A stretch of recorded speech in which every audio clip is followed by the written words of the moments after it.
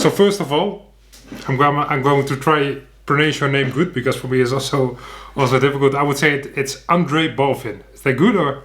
Yeah, it's Ondrej Balvin. Ondrej Balvin. First question is a little bit about the whole Corona thing now in club wise. Training in the last few months, was it difficult for to train in Spain, or is it still going on, the training? Well, the situation right now is here that the league has to decide until the end of May if we're gonna continue or not. They want to finish the season with tournament of 12 teams, and the last 4 teams they're already done. So we are right now on the 5th position, so we are still going. Yeah. And the situation is that that we are practicing. We are practicing every day, but we are practicing from home. We got our strength coach calling us through Skype, and we doing exercises with him every day from Monday till Friday from 11:30, usually 1 hour. Yeah. And so of course it's difficult. It's a little bit inconvenient, because you have to do it at home, and not everybody's got space home to do all stuff. I don't have to big apartment, so I have to really work with small space, and also with my size, it's a little bit complicated. Yeah. But we trying to do the most of it. And the practices are not easy, We're going hard on us. It's usually some circle workouts where we do push-ups, sit-ups. We do some slide movements. We got some equipment from the club also, so we can work, But it's not the same like if you were doing basketball. And if we just go back to when you was a younger child, you were watching basketball, I think, on television or on. Not really, because I'm not from basketball family. I'm not from sport family in general, and I didn't start play basketball until I was 10. So I really didn't know too much about basketball. Then I started looking on internet, seeing some videos of Michael Jordan, Shaq O'Neal, Kobe, these all kind of players. But when I was growing up, I had no idea about basketball. Yeah, but do you have a particular hero in basketball, or is it just because you didn't grow up with it that you don't really have a hero into it? Well, I don't have a real hero, or everybody would say. Maybe most people would say Michael Jordan, for example, like that. I have players I like. For me, one of the most favorite players is Dwight Howard, and also I really love Paul Gasol. This is guys when I was growing up. They're the most videos on the internet around them on my position. So I was always really enjoyed to looking on them. You played with a lot of clubs. I saw you play 5 years for Real Betis. You played in Germany. Also, you were, as I say it good, Estudiantes you played for. Yeah, for half season. Is there one particular season that you have, or maybe a memory that you have that was the most beautiful memory in your basketball career so far? I would say probably the last one in Sevilla, because we had a good team. We didn't have too good team, but we had a good team enough. It was beside this season. It was my best season, and I really enjoyed that season a lot because we were winning most of the games home. That was necessary to maintain us in the competition, and I just had fun, because the year before there was a lot of struggling. I thought that I'm gonna leave the club, but in the end I extended, and it was a really good decision for me to stay. And if we look into maybe it was on the World Cup, maybe it was in the seasons. If you have to pick one person that was your hardest player to defend, who was it? I would say probably Alex Maric. When he was playing in Lokomotiv Kuban, that was my 4th season in Sevilla. Yeah. We played against them. I think that was Euro Cup top 16 or something like that. And that dude, that time, he was absolutely killing it. Like he had Nick Calates with him in Kuban, so they were amazing both together on the pick and roll. And Maric, he was like really huge, but he could move, that time, and he was scoring the buckets like crazy. So I remember the game, like he killed us, not just me, but the whole team. Yeah. Ty Williams, the other big guy. And I remember Ty when he was going to sit on the bench because he had like fifth foul. He just sit, and he was so mad. He was like, "Man, I cannot running around this big ass man.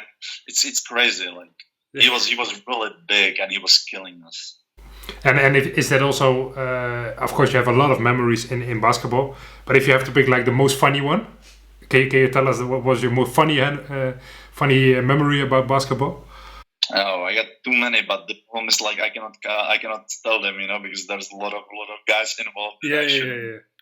But you have one maybe without anybody. Yeah, I'm thinking like about if would be like on the court wise, it's probably like my best memory that was 2 years ago in Gran Canaria when we achieved EuroLeague, when we won the 8 finals against Valencia. That was on the court in Valencia, and Gran Canaria, I think they didn't won there for last 10, 12 years.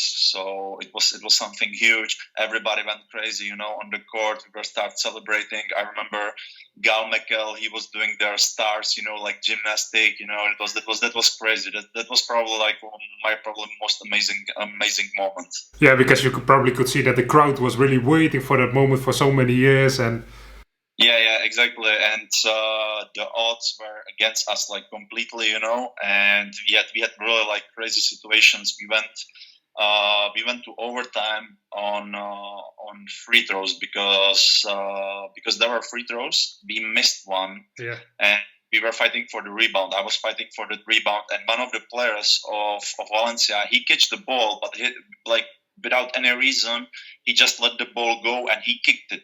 He kicked the ball to go to the side of the bounce, and from the side of the bounce, we got another 2 free throws, and we forced overtime. So, and then in the overtime, you took it, like crazy sequence. So the whole situation make it even more special because of the overtime, because of that you was in lost position already. Exactly. Like the last 2 minutes, I would say, last 2 minutes of the regular game. That was insane. We had really tough 3. We had some shots you wouldn't normally hit, and then the free throws that was great because in the free throws you got the pressure. If you miss them, it's end of the season. If you make them, we continue and we go to overtime. So I cannot imagine for Gal McKell, the guy who was shooting the free throws. The pressure that was in his head. Yeah. I have like 5 dilemmas for you. You can say yes or no. You can also skip one if you don't want to answer. So there is like an exit. They're not too heavy. They're not too heavy, I promise. And afterwards, you can also, if you want, explain one of them. Okay. So the first one I have is, I am one of the best players of the Czech Republic in the last 10 years. Yes. Yes. I prefer rebounds over assists. Definitely. Yeah. I play at least 5 more years of basketball. Yeah, for sure. Yeah. I see Spain as my second home. No, I would say that it's almost my home, more than Czech Republic. Okay. So it's your first home actually though, after all these years. Yeah. Okay, and the last one, and already thinking of what you told before in the interview, I think I already know the answer. Shaquille O'Neal is the best center in basketball history.